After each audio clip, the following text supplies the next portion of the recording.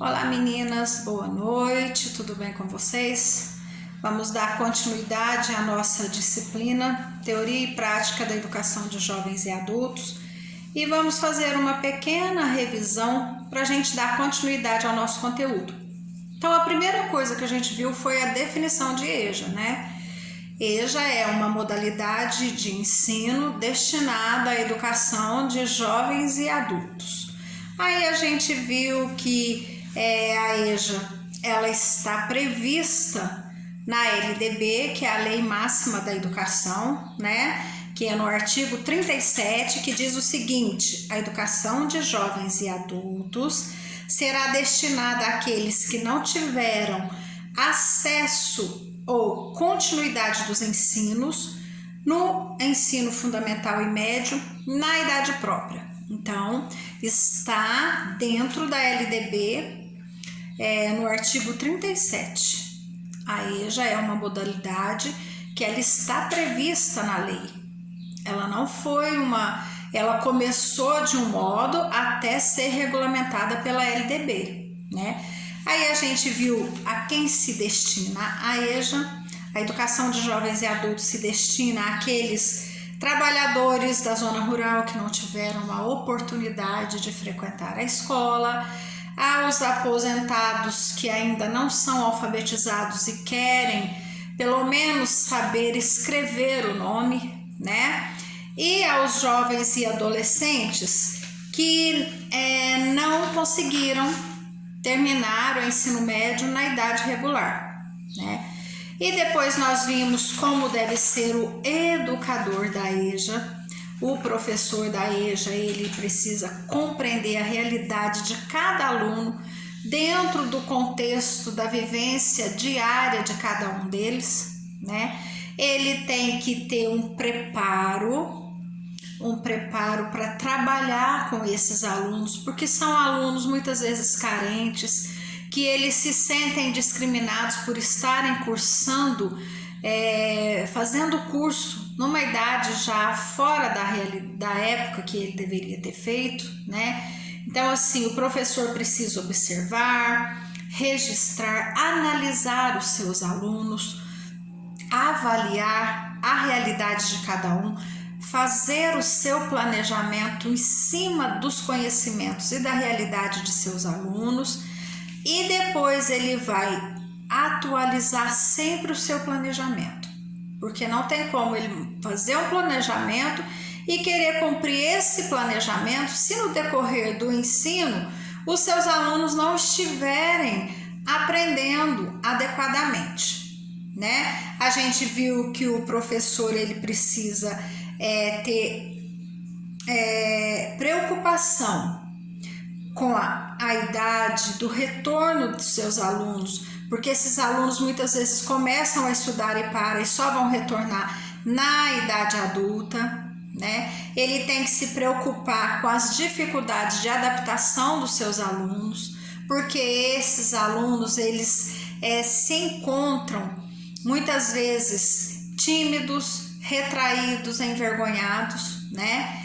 E também procurar trabalhar a autoestima desses alunos, para que eles pensem e aceitem que não existe uma idade certa para aprender, para estudar. A gente aprende durante a nossa vida toda, né? E que eles estão sendo, na verdade, privilegiados por conseguir fazer um curso onde eles vão poder, futuramente, os que ainda têm a intenção de conseguir um emprego, né, trabalhar, e aqueles que já são aposentados e não pensam mais em trabalho, mas pelo menos vão conseguir ler, vão conseguir escrever e vão se sentir realizados pessoalmente, né?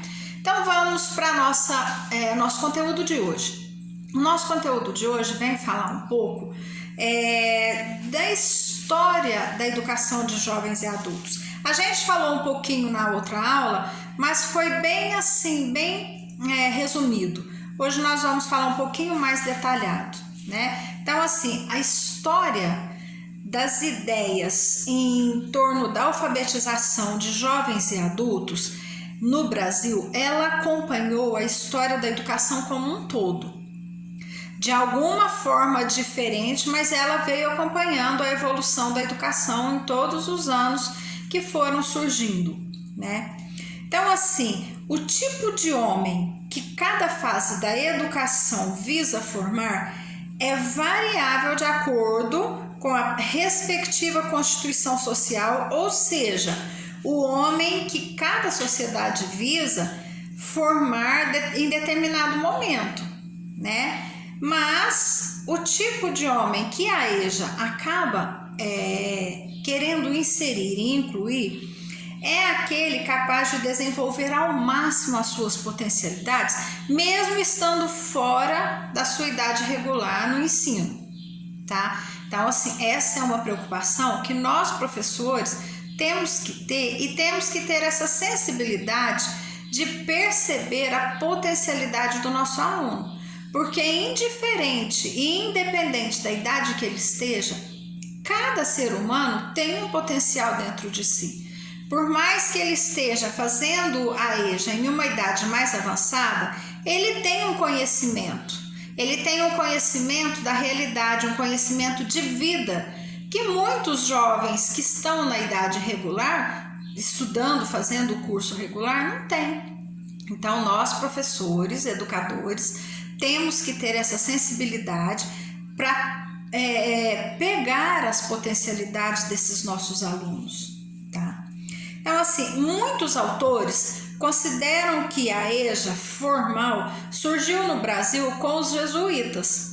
E quem foram os jesuítas? Quando eles vieram para o Brasil, com a vinda dos portugueses, né? Eles vieram e o ensino jesuítico surgiu mesmo em 1549, com a chegada dos padres da Companhia de Jesus no Brasil, no início da colonização portuguesa no Brasil.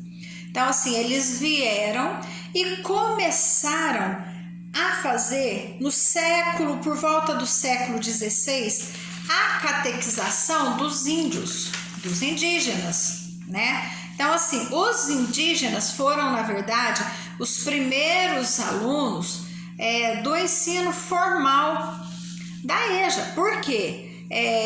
Só que naquela época não era considerado EJA, mas era um modo de ensinar através dos jesuítas, que eles faziam o quê? Eles ensinavam a ler e escrever. As escolas eram próprias apenas para isso, ler e escrever, em que os índios e seus filhos eram catequizados. Então, assim, os jesuítas ficaram com essa responsabilidade por volta do século XVI.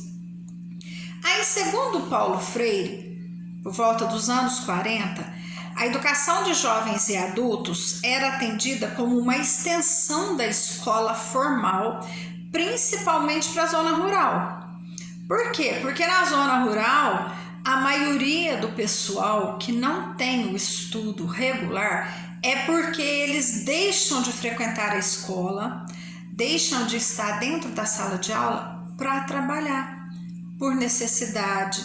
Muitas vezes a criança, na idade certa, deixa de ir porque o pai a coloca no serviço do dia a dia na zona rural. E aí vai ficando o quê? Os adultos vão ficando sem ensino e as crianças também vão crescendo sem estar na escola na idade regular. Na época passada, hoje já não é o caso, né? Hoje a gente sabe que muitas vezes tem escolas nas zonas rurais, mas o que mais acontece hoje, tem transporte para os moradores da zona rural virem para a cidade estudar. Então hoje as crianças têm a oportunidade de frequentar a escola na sua idade regular, né? Na década de 70, desenvolveu no Brasil a tão conhecida corrente, o sistema chamado Mobral, Movimento Brasileiro de Alfabetização. O Mobral ele foi criado em 1964, mas ele só foi implantado mesmo e considerado regulamentado, né, por volta de 1970 e 71. E o que foi o Mobral? O Mobral foi um método de alfabetização que utilizava o conceito de palavra geradora. Enquanto Paulo Freire utilizava palavras tiradas do dia a dia dos alunos, o Mobral ele inseria palavras que eram definidas a partir do estudo das necessidades humanas básicas. Então, assim, embora ele tenha sido criado em 1968, ele só foi efetivado a partir de 1971. E a partir de 1985, com o fim do regime militar, da ditadura, o Mobral passou a se chamar Fundação Nacional para a Educação de Jovens e Adultos, que era a Fundação Educar. E em 1990, essa Fundação Educar também acabou sendo extinta. E assim, o tempo passou e várias modalidades de ensino foram aparecendo e aí passou o tempo e surgiu o supletivo. O supletivo, na verdade, ele é um método de ensino, um sistema de ensino que ele é considerado um ensino EAD, educação à distância. Por quê? Porque o ensino supletivo, ele veio com a finalidade de suprir a escolarização regular, aqueles que não tinham a chance de estar dentro da escola na idade regular. E assim, ele veio para os adolescentes e para os adultos que não tinham concluído o ensino na idade própria. E aí, o que aconteceu? Por que eu disse para vocês que o supletivo faz parte da educação EAD, educação à distância? Porque o supletivo, ele eram aulas ministradas em classes mediante a utilização de rádio, televisão, correspondência e outros meios de comunicação que permitiam alcançar um maior número de alunos. Então vamos lá. Quem se lembra de ouvir falar de um método,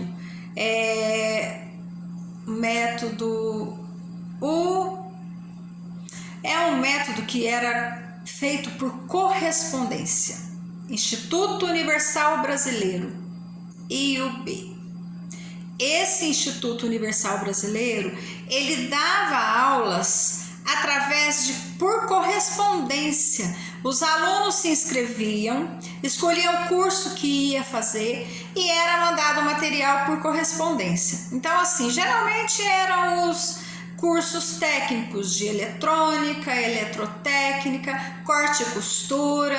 Era um método de ensino feito por correspondência. Aí veio a televisão e trouxe para nós o telecurso. Vocês se lembram?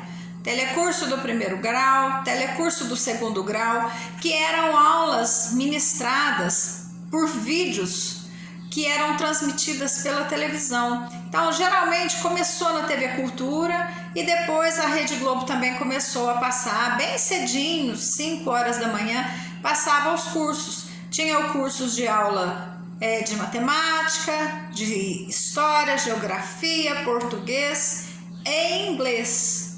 Então, assim, foram métodos utilizados para a alfabetização através do uso de meios de comunicação. Por isso que eu disse para vocês que eram considerados ensino à distância, educação EAD, tá? Agora nós vamos falar um pouquinho sobre o maior responsável pelo método revolucionário da educação de jovens e adultos, que foi o Paulo Freire, que é um dos maiores escritores com relação à educação e foi um dos maiores educadores também da nossa história. Então, assim, através da criação, da concepção da educação popular, Paulo Freire, ele conseguiu consolidar um dos paradigmas mais ricos da pedagogia. Ele rompeu radicalmente com a educação elitista e se comprometeu verdadeiramente com homens e mulheres. O que quer dizer isso?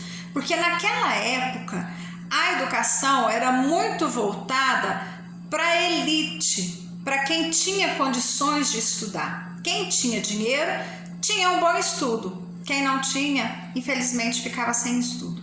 Então, Paulo Freire preocupou principalmente com essa classe.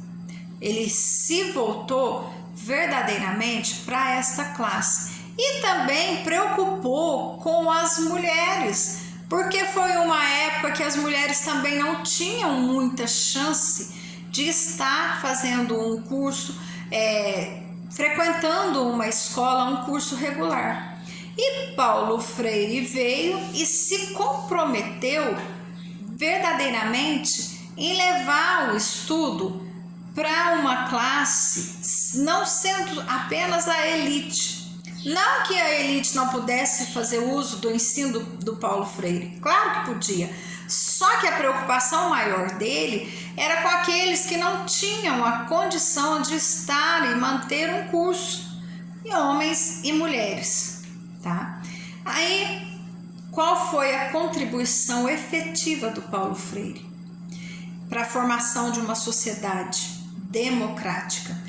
Ele jamais deixou de lutar pela superação da opressão e desigualdade social. Então, assim, ele tem um livro, agora eu não me lembro o nome, na próxima aula eu vou passar uma relação dos livros do Paulo Freire para vocês estarem lendo, porque são são maravilhosos, são livros que dependem, que vocês devem ler, porque o Paulo Freire é um autor que todos os concursos, em todas as provas de processo seletivo, concursos, tem uma questão relacionada a Paulo Freire. Então é bom a gente ter um conhecimento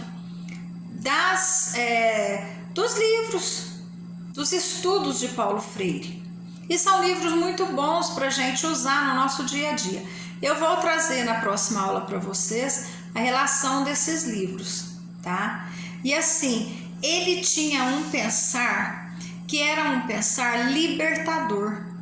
Ele sempre quis libertar o homem para ele ter um lugar na sociedade que pudesse ser um lugar que fizesse se sentir um ser humano digno, através de seu conhecimento, através de seu estudo, né? E assim, ele serviu de inspiração para vários educadores do Brasil, brasileiros, porque ele acreditava ser possível unir as pessoas numa sociedade mais justa, né? Porque, segundo Paulo Freire, como a educação era muito elitista, ele via a educação com uma desigualdade social muito grande, e ele gostaria de que essa desigualdade fosse equiparada, para que todo ser humano tivesse um nível de ensino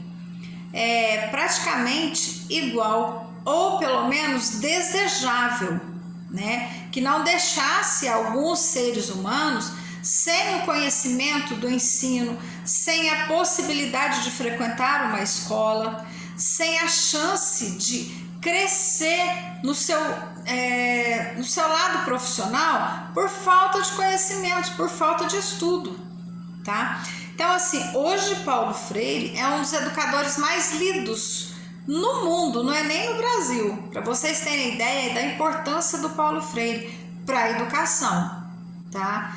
Ele trabalhou assim uma mentalidade com uma importância tão grande com relação à educação, que ele dizia o seguinte: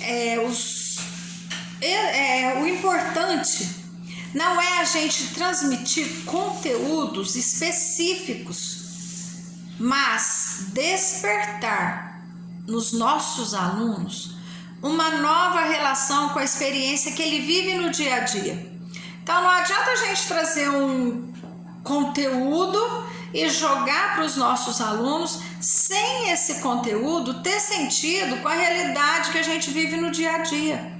Por quê? Porque é aquilo que eu sempre digo, uma coisa que a gente aprende, mas não tem uma ligação com a vida do nosso dia a dia, com a nossa vida no dia a dia, que não tem uma ligação com a realidade que a gente vive, raramente a gente vai conseguir guardar esse aprendizado com a gente. Então, assim, Paulo Freire, ele veio despertar essa relação entre o conhecimento que a gente tem e a experiência que a gente vive no dia a dia. E isso leva as pessoas, leva os alunos a ter um conhecimento que é um conhecimento prático para o resto de sua vida. Não vai ser um conhecimento que vai ficar esquecido. É quando a gente pega um conteúdo para estudar e a gente começa ali, lê e decora. Eu digo o seguinte, todo conteúdo que você decora para fazer a prova e muitas vezes na hora da prova você acaba esquecendo. Passou 2 dias, você já nem se lembra mais do que você estudou. Então, assim, quando a gente vai estudar, a gente lê, interpreta, entende, coloca aquele conhecimento na sua realidade para que você nunca se esqueça. E essa foi a maior preocupação de Paulo Freire. Ele queria que os seus alunos colocassem as experiências vividas por eles juntamente com todos os conhecimentos que eles estavam aprendendo dentro da sala de aula. Então, assim, a transmissão de conteúdos fora do contexto social do nosso aluno, que acontece? É considerado uma invasão cultural. É como se a gente despejasse um conteúdo em cima dos nossos alunos, jogasse e falasse assim, ó, se vira. A gente não usa essa expressão, mas é como se estivesse falando isso para o aluno.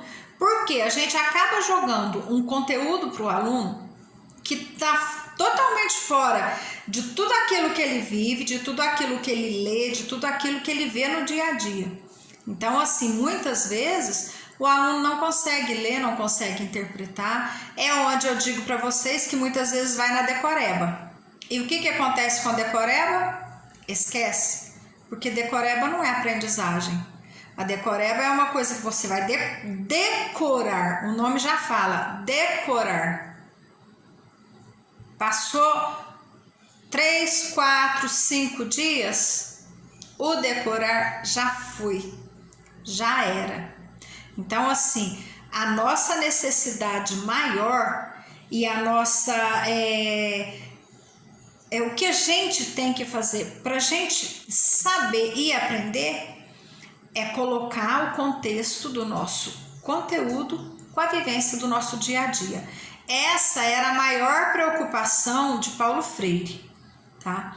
Então, assim, segundo Paulo Freire, o ato educativo deve ser sempre um fio condutor da alfabetização visando a libertação. Por quê? Quando a gente diz alfabetização de jovens e adultos, muitas vezes esses jovens e esses adultos, eles estão presos, fechados dentro de si, por não terem conhecimentos.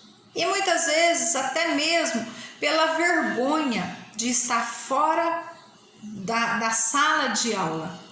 Então, assim, quando a gente leva uma educação visando que esse aluno aprenda realmente de acordo com a nossa vivência, a gente vai levar esse aluno a ter uma libertação. Por quê? Ele vai se libertar da timidez, ele vai se libertar daquela angústia que ele tinha por muitas vezes não saber nem escrever o nome, principalmente aqueles de idade mais avançada, né? Que muitas vezes, eu acho que eu comentei na aula passada, tem muitos de nossos alunos da EJA, principalmente aqueles de idade mais avançada, o maior sonho deles é sentar e escrever seu nome. é poder chegar num lugar onde pedir para que ele assine um documento, ele assinar o seu nome e não ir lá e bater o dedo.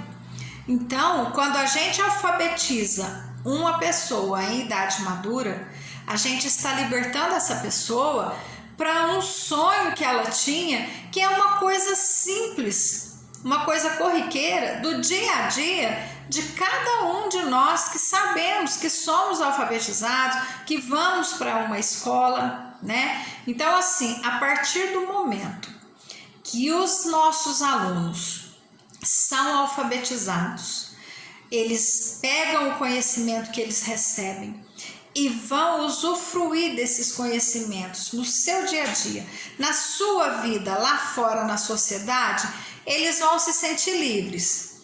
Pensa em vocês, uma pessoa que chega em um lugar e ele precisa saber o horário de um ônibus, ou ele está num ponto de ônibus e precisa ler uma placa para saber para onde vai aquele ônibus, se aquele ônibus que está vindo é o ônibus que ele tem que pegar, e ele ter que perguntar para alguém.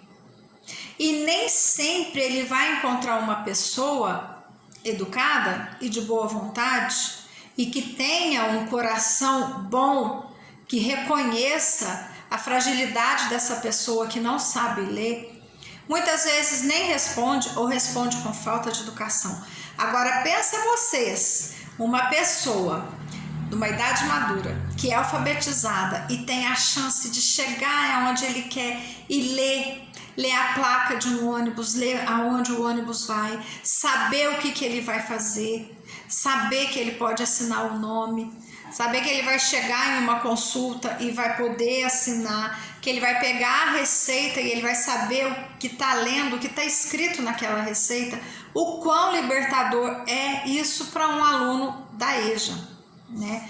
Então, assim, é por isso que eu disse para vocês e vou repetir mais uma vez. Nós, educadores, quando formos trabalhar com uma turma de EJA, nós temos que ter uma sensibilidade enorme e um afeto muito grande para com eles. A gente precisa criar uma corrente afetiva para com esses nossos alunos, porque eles são muito carentes, eles são muito angustiados pelo fato de de não conseguir ler, de não conseguir escrever. Então, cabe a cada um de nós realizar esse sonho dos nossos alunos, levando-os através de uma alfabetização, e uma alfabetização que seja solidária, que seja afetiva, que tenha uma troca de experiências, porque é o que eu disse para vocês. Muitas vezes esses alunos que vêm de zona rural ou que têm uma idade mais avançada, eles não têm o conhecimento pedagógico, mas eles têm um conhecimento da vivência diária que nós não temos. E muitas vezes eles sabem coisas que nós não sabemos. Então a gente tem que ter uma troca de experiência com os nossos alunos. E a maior preocupação de Paulo Freire era levar esses alunos a alfabetizarem, visando a essa libertação deles, tá bom? Então, meninas, nossa aula hoje fica por aqui. Uma boa semana, até a semana que vem.